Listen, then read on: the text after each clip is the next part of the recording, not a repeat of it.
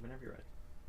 Hey there, Roger Burnley, vocal coach here, and I've been coaching people for more than 25 years. And in this video, I'm going to help you get better control of your pitch, how to control your pitch. So if you're a singer or you're just beginning, you may have thought that, it's really difficult for you to stay on pitch when you're singing something. So you need to understand how you're controlling your pitch. You're controlling your pitch by allowing your vocal cords to move back and forth to hit those notes. Not your body, but just your vocal cords. So I'm going to do what I call a little isolation exercise here really quick, just so you can kind of practice this to start to get control of your pitch as well. So I'm going to do this on an O sound. Oh, oh, oh, oh.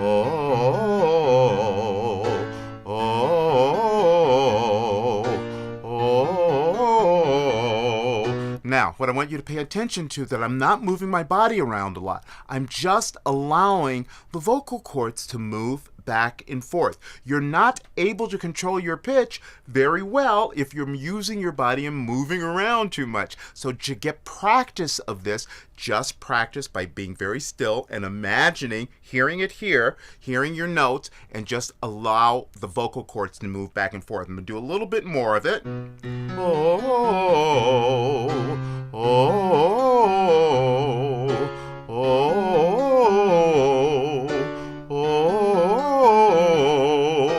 So practice it for a while. And also, word of warning, be patient with yourself. It may take you a little time to get this, but just practice it and you'll see you'll be on perfect pitch all the time. So I hope you enjoyed this video, and if you did, and you'd like a free singing workout that's going to give your voice more vocal range, better tone, and much more freedom, click the button right here, and I'll take you to a page where you can get your copy emailed to you for free.